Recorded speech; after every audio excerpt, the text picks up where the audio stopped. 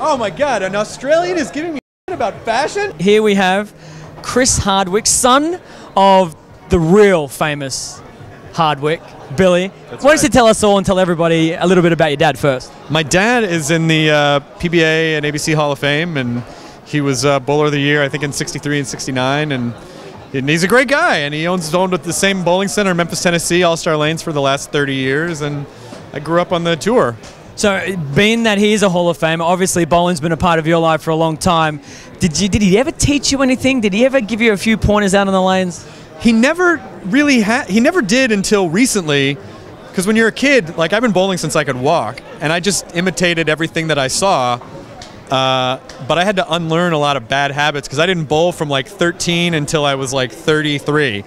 And so I did the same thing I tried to do when I was a kid, which is throw the ball as hard as I could, because we had plastic bowling balls in those days. And my dad's like, none of the equipment's different now. You don't have to throw it hard anymore. And I'm like, I don't understand. I have to kill it. So he tried to get me to slow down, release the ball earlier, don't try to throw it so hard. And now you're getting even more involved with bowling, being a owner of one of the PBA league teams. Why don't you tell everybody which team it is and who's your franchise player is? It's the Silver Lake Atom Splitters, and it's Chris Barnes, who's great. I met Chris like 10 years ago. He's a super nice guy. And well, that's a good franchise, but not the best franchise player you could have got. Okay, sure. I know one in particular that would have been a little better. Yeah, just one.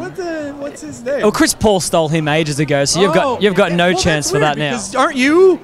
Yes, I am. It's me. I am referring to myself here. Yes. That's so bizarre. Okay, yeah. It all makes sense now. So you not only are you a PBA owner, but you also do a little bit of bowling on the side with your show, your YouTube channel. Is that right? Yeah. I have a show called All-Star Celebrity Bowling, and it's myself and then 3 people who work for me in some capacity, bowling against basically celebrity teams for charity. So we bowled against the cast of Mad Men and the Mythbusters and Breaking Bad and Walking Dead and Conan O'Brien and all these different really fun teams. Is there any chance that maybe we get a little professional bowler on this show of yours to maybe give it a little bit more credibility? Well, I really wanted to do that because the initial pitch of the show was going to be me just bowling one-on-one with people, and it's like I couldn't hang on the pro tour, but most people I could beat, and then I would just look like an asshole.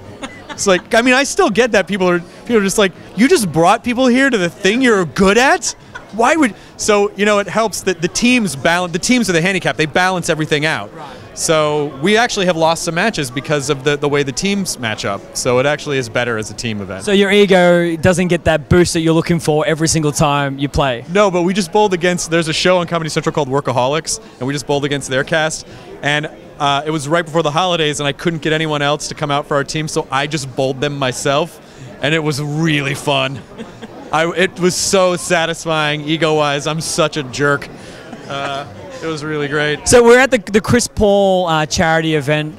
Just what do you think of Chris and this whole charity? Well, I think anytime you can elevate bowling, it's great. And if you can do that, you can do it for charity, like we do our show for charity too. It just gives it a little more meaning rather than just, let's see who I can go out there and, stomp into the ground. Now we're stomping people into the ground for charity. Aren't we nice, aren't we? Yes, exactly. I want you to finish off by looking down the camera and telling everybody what your best bowling excuse is. My best bowling excuse?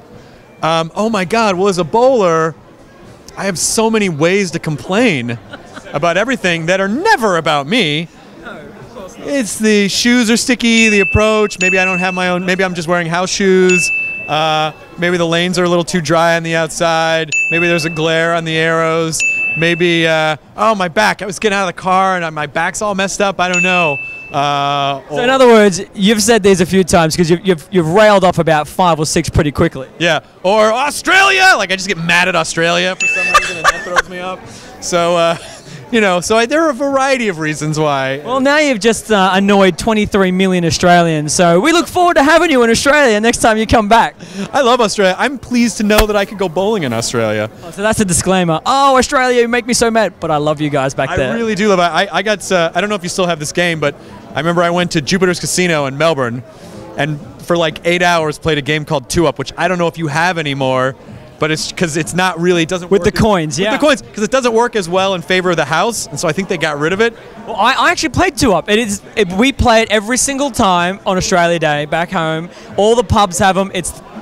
You're coming back to Australia on Australia Day, and I'm going to let people take your money playing 2-up. Bowling and 2-up. Sounds like the perfect combination. I love it. All right, cool. Cheers, mate. Thanks, man. You got it. Take it easy. See ya.